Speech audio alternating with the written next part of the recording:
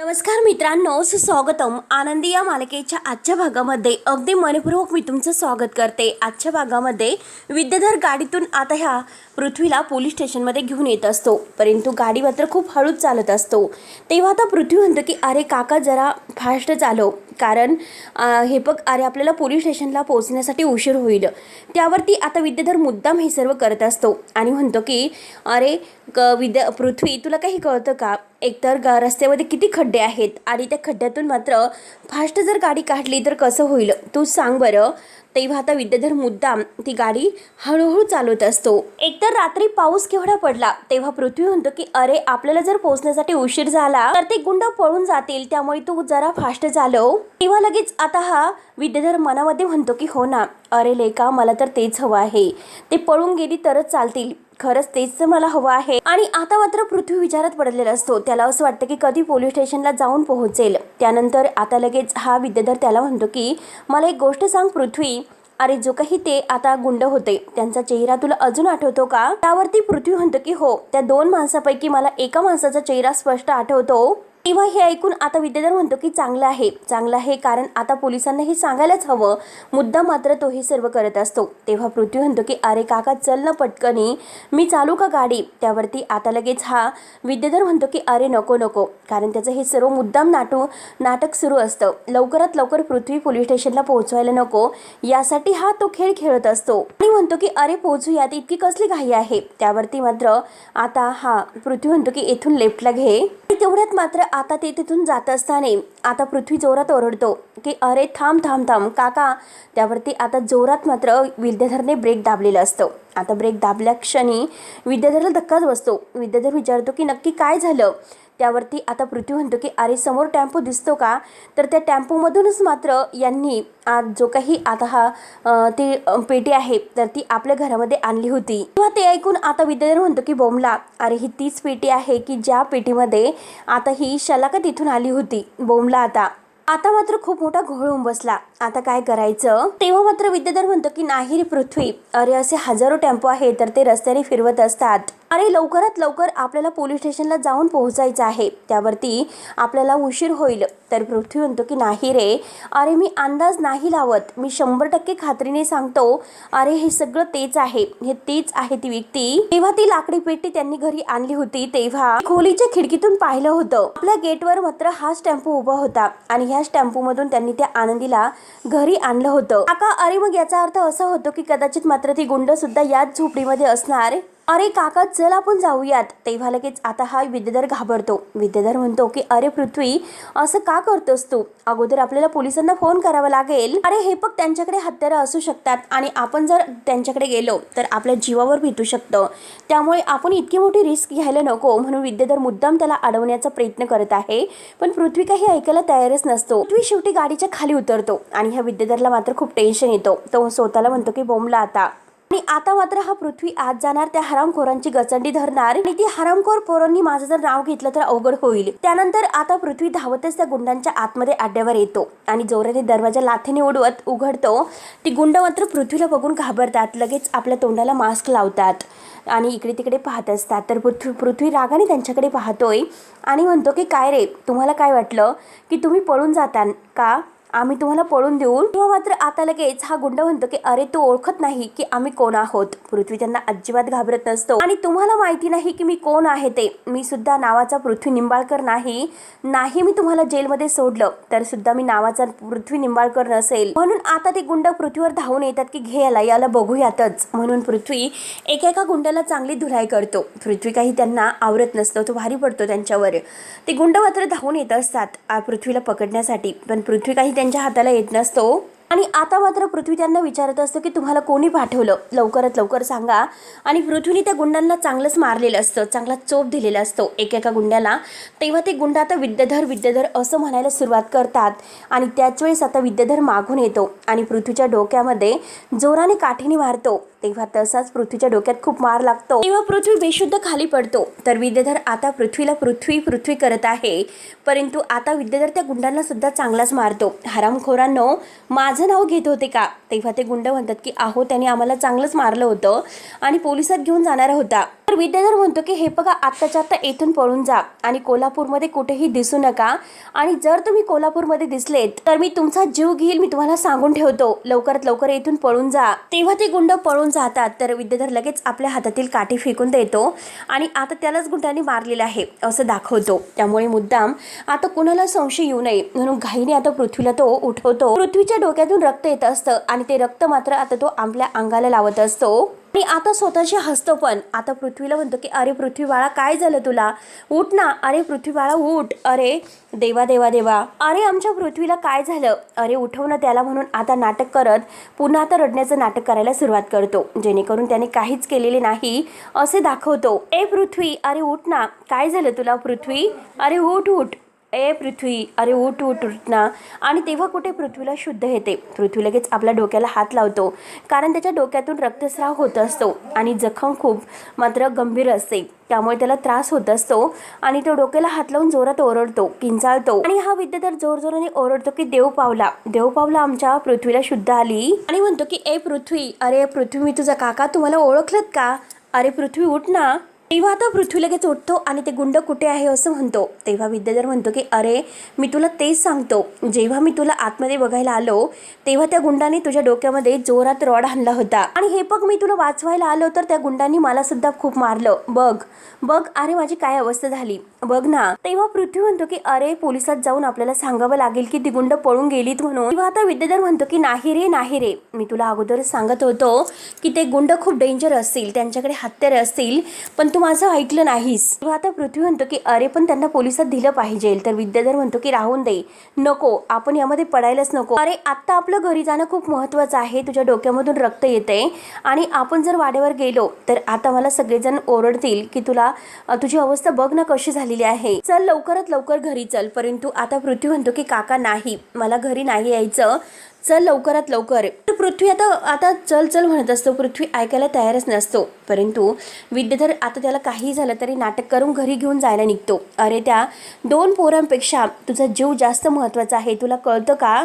आणि विद्याधर मात्र आता त्याला शपथ घालतो की घरी चल म्हणून हा विद्याधर शपथ घालून त्याला घरी येण्यासाठी पुन्हा प्रयत्न करत असतो. पृथ्वीला पुन्हा मात्र आता चक्कर यायला सुरुवात होते आणि शेवटी मात्र विद्याधर त्याला घरीच घेऊन येतो.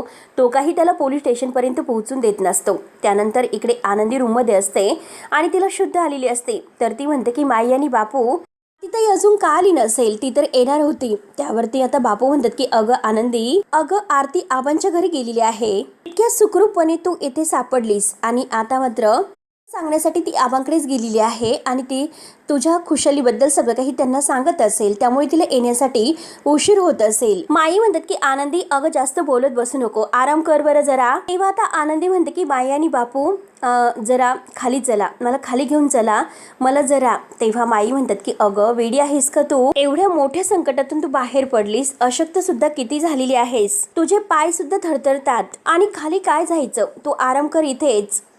की अहो माई, परंतु मला मालक साहेबांच्या खोलीमध्ये खूप दडपण येतं, आपण प्लीज खाली जाऊयात. त्यावरती मात्र आता बापू म्हणतात की अगं युगंधरचा शब्द आहे की तुला या खोलीमध्ये विश्रांती द्यावी, पण तू का संकोच करते. तर आनंदी म्हणते की नाही ना बापू, प्लीज तुम्ही समजून घ्या, प्लीज मला खरंच या रूममध्ये नाही राहूशी वाटत. आनंदी म्हणत आहे की बापू तुम्ही समजून घ्या ना हो, जर मुलांना कळालं मी येथे मालक साहेबांच्या रूममध्ये आहे तर मुलांना किती राग येईल बरं, आणि मला सुद्धा या खोल्यामध्ये नाही आवडत, त्यापेक्षा आपण एक काम करून आपण खाली जाऊयात. तेव्हा आता बापू म्हणतात की हो ना, आनंदी एकदम बरोबर बोलत आहे, तिच्यामुळे आता युगंधर आणि मुलं यांच्यामध्ये कोणतेही गैरसमज आणखीन वाढू नये, तिला जे काही वाटतं ना तर तिच्या समाधानासाठी आपण ते म्हणजे वागूयात असं माईंना म्हणतात. त्यावरती आता माई म्हणतात की ठीक आहे बरं चल सावकाशपणे खाली चल, तुझी इच्छा आहे ना खाली जाण्याची, चल मग जाऊयात. त्यानंतर आता युगंधर इकडे बाहेर असतो. बाहेर सगळेजण आता हे डायनिंग टेबलवर बसलेले आहेत. प्रांजल, मिताली आणि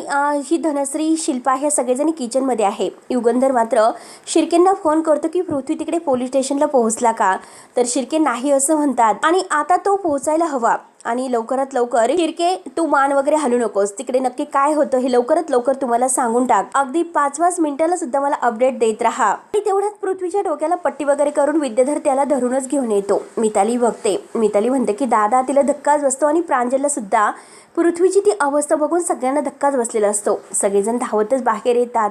युगंधर पाहत असतो नक्की पृथ्वीला काय झालं आणि विद्याधरने त्याला धरून आणलेलं असतं. मिताली आणि प्रांजल धावतच जवळ येतात आणि पृथ्वीला बसायला खुर्ची देतात. पृथ्वी खुर्चीवर बसतो. तेव्हा सगळेजण विचारतात की काय झालं.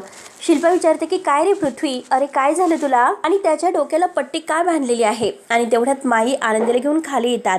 आनंदी विचारते की काय झालं माई. तर माई म्हणतात की छाया हिची काळजी घे. आणि तेवढ्यात आता पृथ्वीला पाणी वगैरे पाजलं जातं. प्रांजल म्हणतो की काय झालं नक्की, म्हणजे काय मॅटर झालेलं आहे का.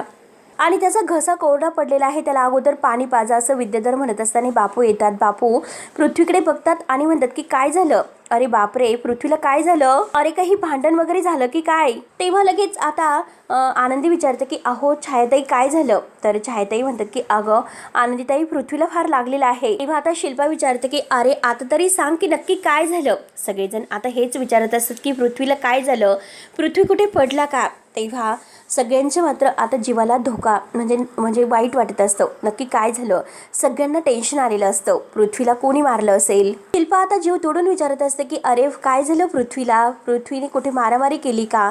तर विद्याधर म्हणतो की अगं शिल्पाताई काय सांगायचं तुला, अगं आम्ही पोलीस स्टेशनला जात होतो आणि तिकडे जात असताना मात्र त्या किडनॅपरचा टेम्पो आम्हाला तेथे दिसला. ती गुंड मात्र बदमाश होती आणि ती कुठल्या तरी झोपडीमध्ये शिरलीत आणि मग काय ते कळण्याच्या अगोदर मात्र पृथ्वी उतरला आणि डायरेक्ट आतमध्ये घुसला त्यांना मारण्यासाठी. तेव्हा आता शिल्पा म्हणते की अरे तू का त्यांना थांबवलं नाही. तर विद्याधर म्हणतो की मी म्हणत होतो की नको बाबा आपण पोलिसांना फोन करूयात, परंतु पृथ्वीने माझं ऐकूनच घेतलं नाही. त्याला समजावलं अरे किती काही झालं तरी ती गुंड माणसं असतील, त्यांच्याकडे हत्यारे असतील, परंतु हा तर काही ऐकून घ्यायलाच तयार नव्हता. त्यावरती आता माई म्हणतात की अरे विद्याधर तू त्याचा हात पकडून ठेवायला हवं होतास, तू का त्याला जाऊन दिलंस. तेव्हा आता विद्याधर म्हणतो की माई अगं हातामध्ये टेरिंग होतं माझ्या आणि मी कसं थांबवणार बरं. आणि काही कळण्याच्या अगोदरच तो उतरला. तेव्हा आता माईंना धक्काच बसलेला असतो. आणि तेव्हा आता धनश्री विचारते की अहो पण आता म्हणजे नक्की काय झालं. तेव्हा लगेच आता हा पृथ्वी म्हणजे बघत असतो, तो शांतच असतो. तर विद्याधर आता चांगलं रचून सांगत असतो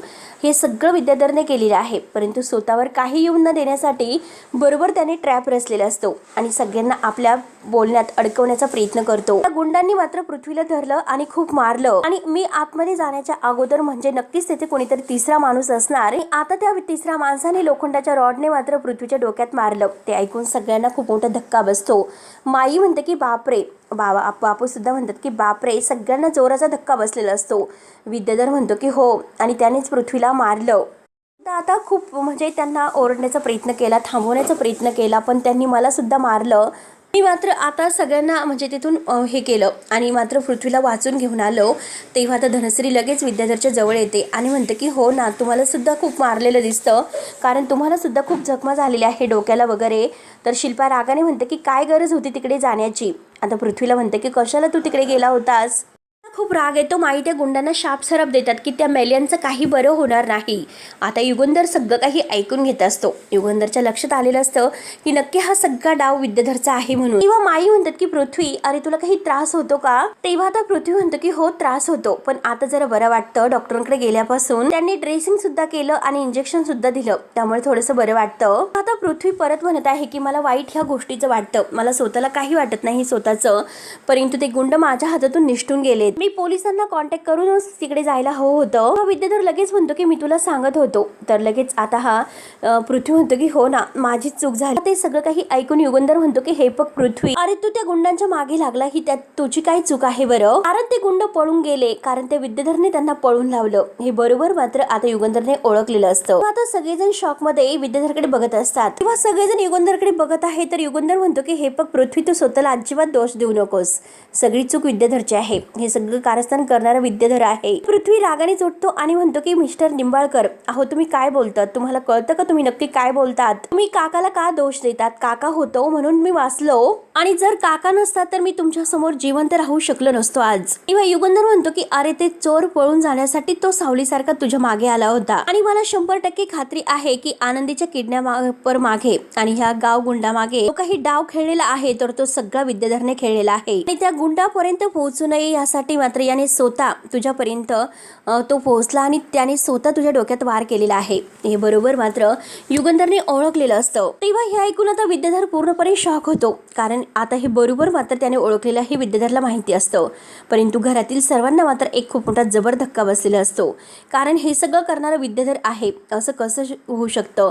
काही जण विश्वास ठेवतात परंतु काही जणांचा विश्वास नसतो। तेवढ्यात आता हा विद्याधर पुढे येतो आणि म्हणतो की मी मारलं की याला? अरे दादा तो माझ्या पोरांसारखा आहे, तुला वेडबीड लागलं की काय? आणि तेवढ्यात धनश्री म्हणते की हो ना भाऊजी, अहो बघा ना त्यांनीच त्या गुंडांनी यांना किती मारलं बघा ना, आणि यांनी जर काही केलं असतं तर त्यांना लागलं असतं का? बघा ना त्यांना किती लागलेलं आहे। तेव्हा लगेच आता धनश्री सुद्धा त्याची बाजू घेते। तेव्हा विद्याधर म्हणतो की हो ना, कुणीतरी माझ्या डोक्यात सुद्धा मारलं, पाठीमध्ये सुद्धा लात मारली, मी तर खालीच बसलो होतो पण तरी सुद्धा मी स्वतःला सावरलं आणि उठलो, कारण मला पृथ्वीच्या जीवाची काळजी होती। गुंड आहे तर पृथ्वीला टार्गेट करत होती, कारण तो पृथ्वीला जाब विचारणार होता, अरे माझ्या स्वतःचा जीव धोक्यात घालून मी त्याचा जीव वाचवला आणि तू माझ्यावरच आरोप करतो आणि मलाच त्याचा मारेकरी म्हणायला लागलास। तेव्हा आता लगेच हा युगंधर म्हणतो की विद्याधर, अरे मी तुला चांगलं ओळखतो, तुझी ही पोपटपंची बंद कर, अरे तूच पृथ्वीवर हल्ला केलेला आहे। परंतु आता पृथ्वी लगेच म्हणतो की एक मिनिट, काका जे काही बोलतो ना ते अगदी बरोबर बोलतोय, तुमच्या आणि काकांचे एकमेकांचे जुने प्रॉब्लेम आहे, म्हणून काकांना तुम्ही वाटेल तसं बोलताल का? तुम्ही काकावर कुठलेही आरोप लावतात, माझा काका कधीच असं करू शकत नाही। तेव्हा आता युगंधर म्हणतो की अरे पृथ्वी, तू तुझ्या डोळ्यावर पट्टी बांधून ठेवलेली आहे म्हणून तो तुला देव माणूस मानतो आणि वाटतो सुद्धा, परंतु हा देव नाही तर ह्या घराला लागलेली कीड आहे। कीड हा एक खूप मोठा सैतान आहे, माणसाच्या जीवनातील खूप मोठा सैतान आहे। हे सगळं मी पुराव्यानुसार आता सिद्ध करून दाखवेल की आनंदीच्या किडनॅपर मागे याचाच हात आहे। तेव्हा आता विद्याधर रागाने जोरात ओरडतो की बास, म्हणून दात वगैरे खात हात वगैरे उंच करत, म्हणून तो आता युगंधरवर खूप मोठ्याने ओरडत आहे की बास कर, परंतु युगंधरने मात्र त्याला चांगलं धमकावलेलं असतं। आता विद्याधर मुद्दाम धावूनच येतो आणि दादा खूप काही झालं, तू काही पण बडबड करशील आणि मी तुझं ऐकून घेईल, अरे माझा काही संबंध नसताना थेट तू मला गुन्हेगार ठरवायला लागलास, अरे मी तुझ्या पोराचा ह्या निंबाळकर घराण्याच्या वारसाचा जीव वाचवलेला आहे आणि तू माझ्यावरच आरोप करतोस, नको नको ते आरोप माझ्यावर करायला लागलेला आहे, मग मी शांत बसू का? युगंधरवरच आरोप करतो की अरे दादा तू माझ्यावर जळतोस, अरे ही तुझी पोटचीच मुलं आहे आणि ती मुलं तुला जरा सुद्धा भाव देत नाही आणि मला काका काका म्हणून ते मायेने जवळ करतात, म्हणून तू माझ्यावर जळतोस, म्हणूनच मात्र असे खोटे नाटे आरोप करून मला बदनाम करण्याला तू सुरुवात केलेली आहे। तेव्हा लगेच मात्र युगंधरला फारच राग येतो। युगंधर म्हणतो की बास कर आता, एकही शब्द जर तू बोललास ना तर मी तुझं थोबाड फोडी, लक्षात ठेव। तेव्हा लगेच आता हा विद्याधर म्हणतो की मार ना, अरे मी काही तुझा तो शिर्के किंवा तुझ्या फॅक्टरीतला नोकर वाटलो का? मार ना, तुला जे काही मारायचं आहे ते, तुला मालक म्हणून मी तुझं ऐकून घेईल असं तुला वाटलं का? तेव्हा लगेच आता युगंधरला फारच राग येतो। युगंधर रागाने त्याचा हात धरतो आणि हे बघ, तू जर हात उचलला तर आज माझा सुद्धा हात सुटेल, हे लक्षात ठेव, मी सुद्धा काही मागे पुढे बघणार नाही की तू माझा मोठा भाऊ आहे म्हणून। तेव्हा आता शिल्पा रागाने विद्याधरला म्हणते की अरे गप्प बस ना, काही पण काय बडबडतो?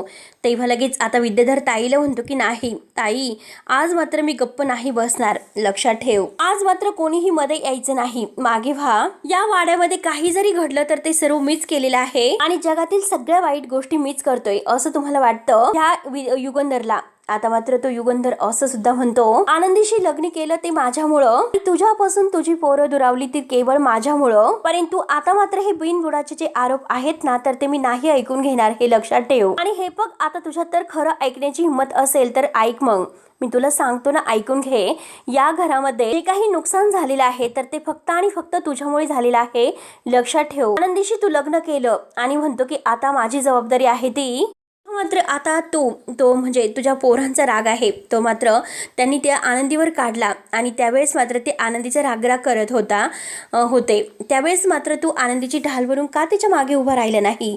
तुला तिची खूप काळजी होती, तुझी जबाबदारी होती ना, मग का तू तिला सोडून दिलंस? आणि तू जर तिच्या मागे उभा राहिला असता तर तिला मात्र सोडून जावं लागलं नसतं, तू तिची साथ सोडली म्हणून ती घर सोडून गेली, अरे एक नवरा म्हणून तू फेल झालेला आहे, लक्षात ठेव। म्हणून आता हा विद्याधर आहे तर मात्र खूप काही आरोप ह्या युगंधरवर करत असतो, ना तुला एक चांगलं बाप होता आलं आणि ना एक आदर्श पती। आता हे विद्याधर जो काही आरोप करत आहे तर तो एक आरोप मात्र आता युगंधरला चांगलाच अगदी लागत असतो, त्याच्या म्हणजे मनाला वाईट वाटत असतं, तो तसतसा आपला राग आहे तर तो मुठ्ठीमध्ये बांधत असतो। विद्याधरचं सगळं काही बोलणं ऐकून तो मुठीमध्ये राग त्याने बंद केलेला असतो. विद्याधर पुढे म्हणतो की अरे माझ्यासाठी तर एक भाऊ बनून तू केव्हाच नापास झालेला आहे. सगळ्या नात्यामध्ये तू शून्य आहे शून्य. युगंधरला फार राग येत असतो, पण तरी सुद्धा मात्र तो सगळं काही याचं ऐकून घेतो. आणि हे बघ अरे बाहेर तुझ्यासमोर माणसं खूप लाखो पटीने झुकत असतील, परंतु सत्य परिस्थिती हेच आहे. या घरामध्ये मात्र आता तुला कोणीच नाही. प्रत्येकाच्या नजरेतून तू उतरलेला आहे. तुला कितीही काही जरी झालं ना, आणि एवढ्या मोठ्या श्रीमंत मालक साहेबांचे हात शेवटी रिकामेच राहिलेले आहे, हे सत्य आहे. तेव्हा आता आनंदीला खूपच राग येतो. आनंदी म्हणते की नाही प्लीज असं बोलू नका. तेव्हा लगेच आता हा विद्याधर म्हणतो की वा आता आनंदी मॅडम तर बोलल्यास, कारण शेवटी त्यांना झोंबलं की तुमच्या ह्या नवरा बायकोच्या लुटूपुटू नात्यामध्ये जीव तर आहेच, कारण एकमेकांना बोलल्यानंतर कसं एकमेकांना झोंबतं म्हणजे नक्कीच तुमच्यामध्ये काहीतरी आहे असे मुद्दाम मात्र तो आनंदी आणि युगंधर या दोघांवर आरोप करण्याचा प्रयत्न करत आहे. युगंधरला इतका राग आलेला असतो, पण तरी सुद्धा त्याने आता आपला हात अगदी घट्ट पकडलेले असतात. एक म्हणजे दोन्ही हात एकत्र करून आणि हाताची मूठ आवळत आनंदीला फारच राग येतो. आनंदी म्हणते की तुम्ही असे वाटेल तसे आरोप त्यांच्यावर करू नका. त्यांनी काही चूक नाही, ते कधीही असं नाही, असं त्यांनी काही केलेलं नाही. तुम्ही खोटे आरोप त्यांच्यावर करतात. विद्याधर आनंदीला बोलून देत नाही. तो म्हणतो की ए आनंदी तू नीट लक्षात ठेव, तू कितीही याच्यासाठी लढायला सुरुवात केली तू वेळ आल्यानंतर सुद्धा हा तुझ्यावर पाठच फिरवणार आहे. कारण त्याने आत्ताच बघ की जेव्हा मुलं त्याच्या विरोधात झाली तेव्हा त्याने तुला वाऱ्यावर सोडलं होतं. आता ह्या विद्याधरच्या बोलण्याचं ऐकून घेतात आणि विचार करत आहे. सगळ्यांना एक वेगळा धक्का बसलेला असतो की विद्याधर आता जे काही बोलत आहे युगंधर पूर्णपणे ऐकून घेतो आणि युगंधर काही आत्तापर्यंत रिॲक्ट झालेले नसतो. कारण जे काही तो बोलत जात आहे तर ते सगळं काही खोटं असतं. ती सगळी काही परिस्थिती खोटी असते आणि ती दाबण्याचा प्रयत्न मात्र आता हा विद्याधर अगदी रेटून करत असतो. युगंधरला सगळ्यांच्या समोर अगदी मान खाली घालायला सांगून आता हे सगळे काही आरोप त्याच्यावर करून त्याला शेवटी अगदी म्हणजे बघतच असतो. परंतु आता युगंधरचा राग आहे तर तो खूप अनावर झालेला असतो. रागाने तो सर्व काही ऐकून तर घेतोच, परंतु विद्याधर रागानेच पाहत असतो. पण त्या दोघांमध्ये असे तुंबळ मारामारी झोपलेली असते. तर सगळेजण पाहत असतात. तर मित्रांनो आता हा भाग येथे संपतो. आनंदी किचनमध्ये रडत असते. तिला खूप वाईट वाटलेलं असतं, परंतु हा विद्याधर तेथे येतो आणि आनंदीसाठी पांढरी साडी घेऊन येतो आणि ही साडी तुझ्यासाठी आहे. तिच्या अंगावर फेकून देतो पांढरी साडी. अगं तुझ्या नवऱ्याला मी जरा कुठे पोरांबद्दल बोललो तर तुझा नवरा अथरुणाशी खेळला. जर असंच चालू राहिलं तर मात्र नक्की तुला विधवा होणं हे लिहिलेलंच आहे. तो जर असाच अथरुणाशी खेळला तर नक्की तू विधवा होशीलच. तेव्हा आनंदीला फारच राग येतो. आनंदीचा आता तो काही तवा तिने गरम गॅसवर ठेवलेला असतो, तोच तवा ती उचलते. तिला इतका राग आलेला असतो आणि तो गरम तवा मात्र ती विद्याधरच्या तोंडात मारते. गरम तव्याने त्याला खूप मोठा चटका देते. तर विद्याधर जोरात आयता किंचाळत ओरडतो की आई ग, आणि खाली पडतो. त्याच्या गालाला पूर्णपणे भाजलेलं असतं. तेव्हा आनंदी म्हणते की पुन्हा जर तू माझ्या सौभाग्याबद्दल बोलला तर मी तुला उभा जाळेल, असं त्याला चांगली धमकी देते आणि तो तवा हातामध्ये घेऊन त्याचा चांगलाच गाल तिने भाजलेला असतो. त्याला भयानक शिक्षा मात्र आनंदीने दिलेली असते.